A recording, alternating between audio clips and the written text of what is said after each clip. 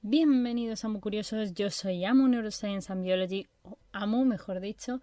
Neuroscience and Biology son los temas que más tratamos en este canal, neurociencia y biología, y por supuesto todas las ramas derivadas de estos, es decir, toda la parte de neurobiológica, neurofarmacológica, etcétera, y por supuesto también toda la parte de biología enfocada a todas sus ramas, biología botánica, biología celular, biología general, biología molecular, biotecnología, bioquímica, fisiología animal y vegetal, etcétera.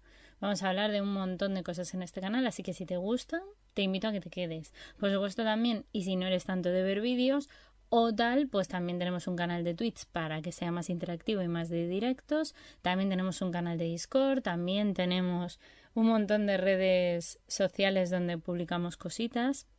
Por ejemplo, Facebook, Twitter, Instagram y Ciencia Red. Y por supuesto también tenemos no solamente todo esto, sino que tenemos un blogger donde publicamos también cositas escritas un poquito más extensas, y también tenéis, para más información y para si queréis contenido un poco más exclusivo, el Patreon, donde de vez en cuando pues oferto cositas, tenéis cierto poder dependiendo de qué nivel elijáis. Y básicamente eso es a lo que venís a este lugar, a construir vuestro conocimiento, a ayudarme a mí a construir el mío siempre, con vosotros y con vuestra ayuda. Y nada, pues que espero que disfrutéis mucho de los vídeos.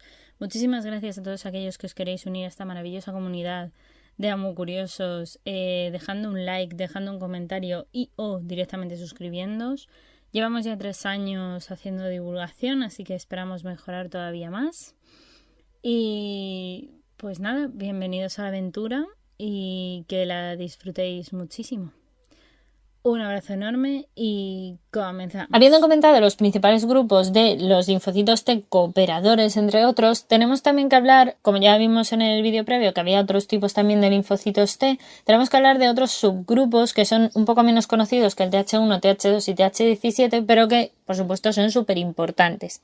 Dentro de los linfocitos T reguladores encontramos también denominados como Treg, que son aquellos que poseen la capacidad de inhibir la activación, la proliferación y los mecanismos efectores mediados por los linfocitos T y los linfocitos B a través de la secreción de las citoquinas inmunosupresoras como la interleuquina 10 y el TGF-beta.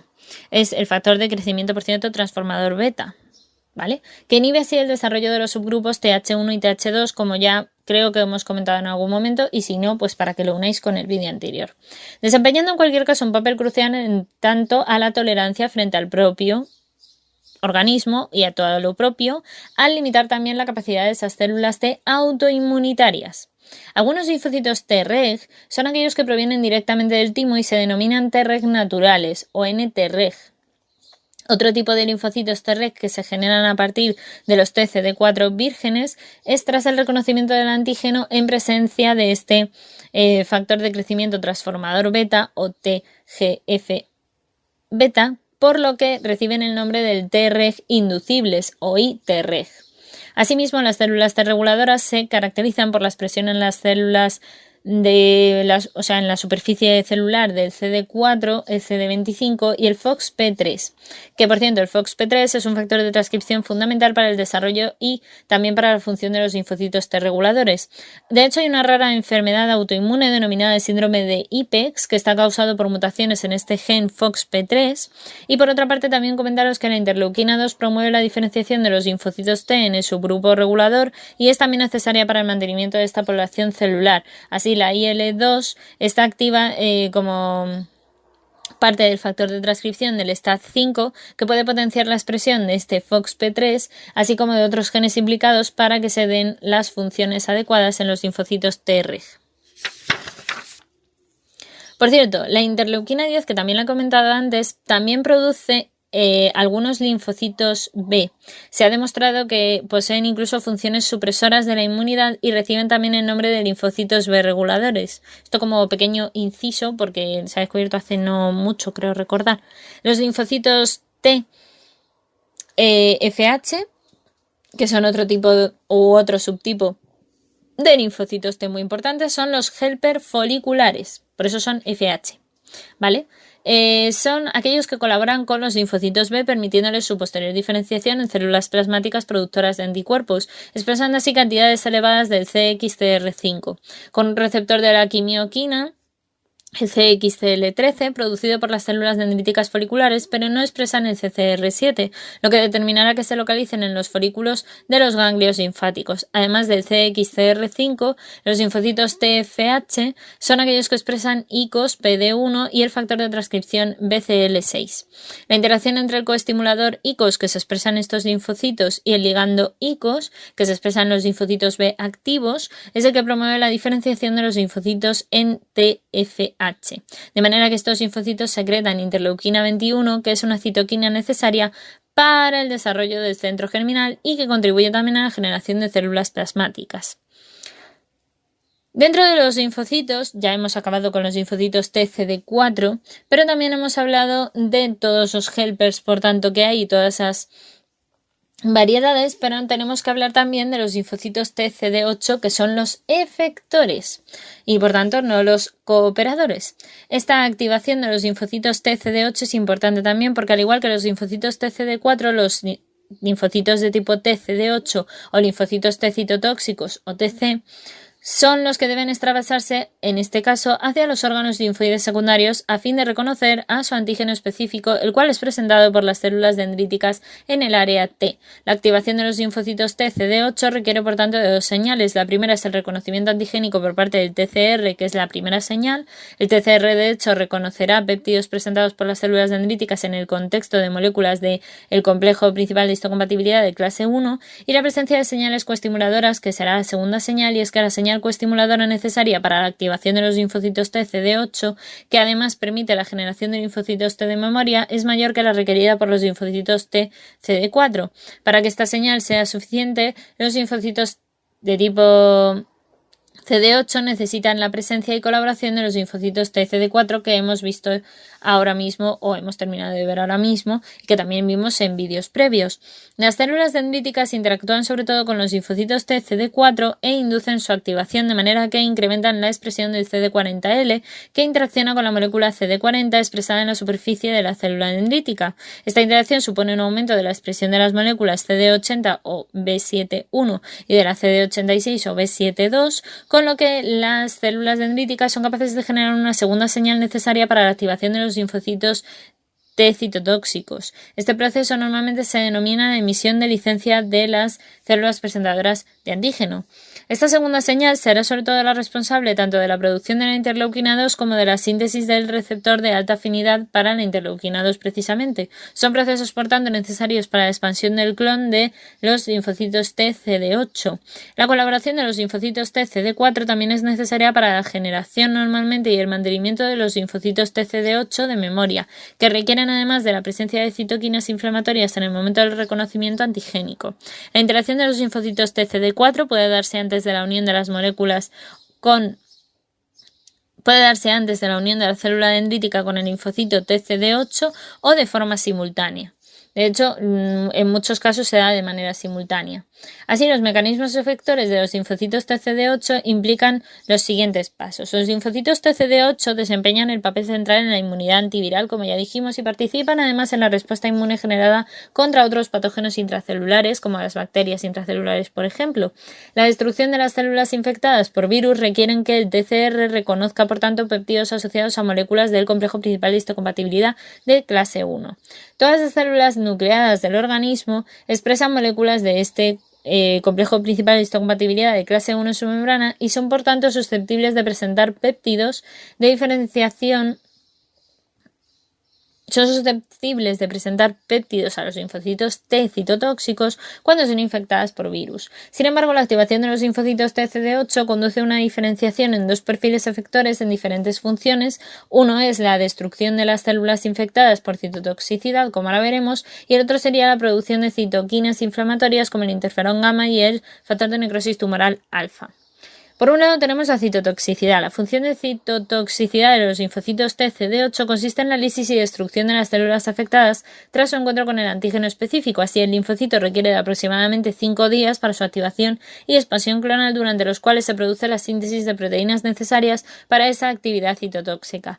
Los linfocitos normalmente citotóxicos pueden destruir a la célula diana por 2 mecanismos que inducen una apoptosis. Por uno de los 2 mecanismos sería la secreción de las proteínas, que se produce produciendo una lisis de las células diana con granzimas y perforinas, mecanismo por tanto descrito también para las células de los natural killer, que ya hablamos de ello, linfocitos que están explicados en vídeos previos por tanto, y a través del sistema Fas-Fas-R. Este tipo sería otro mecanismo que se puede llevar a cabo para provocar la apoptosis, y es que la molécula Fas-CD95 está expresada en la célula diana y se une con el Fas-L expresada en el linfocito T citotóxico, lo que inducirá la apoptosis en la célula diana, y la apoptosis mediada por ese Fas-L es uno de los principales mecanismos de muerte de células diana por los linfocitos T citolíticos, que además es de los tipos efectores, como estamos comentando.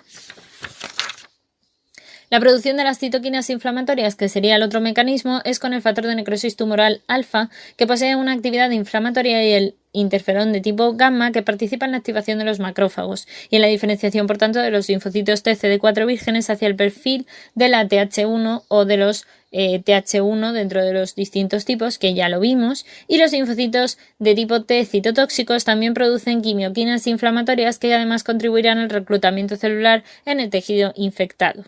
Por otra parte, también tenemos los linfocitos T gamma delta, de los cuales ya hemos hablado en algún momento, pero para que tengáis un poco más claros qué son, y ya que estamos hablando de los distintos tipos de los linfocitos T efectores, estos lo son, expresan de hecho el TCR gamma delta.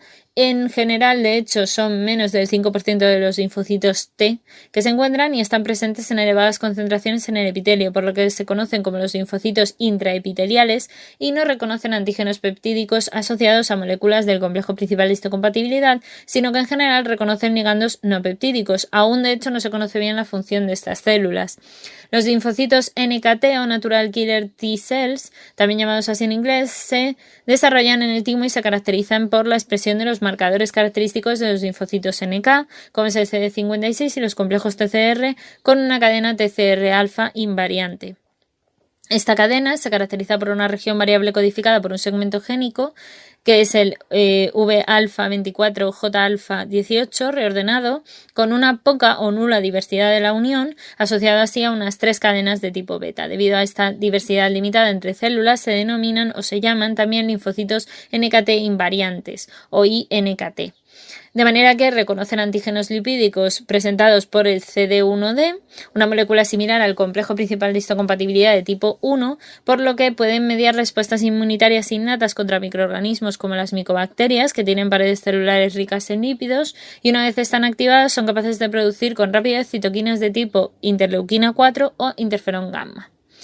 Otro de los tipos también de linfocitos que existen son los linfocitos MAIT, que son los linfocitos T invariantes asociados a mucosas, o MAIT, como digo. Son una clase de linfocitos T que se expresan con el TCR alfa-beta invariante, que posee un segmento génico, que es V-alfa 7.2 y J-alfa 3.3, que está reordenado, de manera que los linfocitos MAIT reconocen metabolitos derivados de la riboflavina de los hongos y de las bacterias, presentados por una molécula no polimórfica similar a la clase 1 de los complejos principales de histocompatibilidad, denominada así MR1, porque en inglés significa MHC Class 1 Related Protein 1. La mayoría de los linfocitos MAIT son CD8 positivos y sus funciones efectoras son la secreción de citoquinas inflamatorias como el interferón gamma y el factor de necrosis tumoral, y la citotoxicidad frente a células infectadas. Por tanto, los linfocitos MAIT de hecho suponen alrededor del 50% de todos los linfocitos T en el hígado humano. Los linfocitos T de memoria, por su parte, ya serán los últimos que veremos porque son los últimos que se pueden llegar a conocer de los linfocitos T, pero las respuestas mediadas por linfocitos T van a dar lugar a las generaciones. Las respuestas mediadas por linfocitos T de hecho van a dar lugar a la generación de linfocitos T de memoria, que pueden persistir durante años o incluso durante toda la vida. Lo que define a los linfocitos T de memoria es su capacidad de sobrevivir en un estado quiescente, después de que se haya eliminado el antígeno, de manera que expresan una mayor cantidad de proteínas antiapoptóticas, de tipo BCL2 y BCLX que promueven su supervivencia y responden con mayor rapidez a la estimulación antigénica que los linfocitos vírgenes específicos frente al mismo antígeno. Además, el número de linfocitos T de memoria es mayor que el de células vírgenes frente al organismo o frente al mismo antígeno, claro. El mantenimiento de las células T de memoria también depende de las citoquinas que tengamos en el cuerpo, pero no requiere del reconocimiento del antígeno. Así, la citoquina más importante para este mantenimiento de los linfocitos T, CD4 y CD8 de memoria es la interleuquina 7, por lo que posee una elevada expresión en el receptor para la interleuquina 7 o el CD127, y los linfocitos T, CD8 de memoria también dependen de la interleuquina 15, de la citoquina IL-15 o interleuquina 15 para su supervivencia. Tanto la IL-7 como la IL-15 inducen la expresión de proteínas antiapoptóticas y en los seres humanos la mayoría de los linfocitos T de memoria expresan el CD45RO.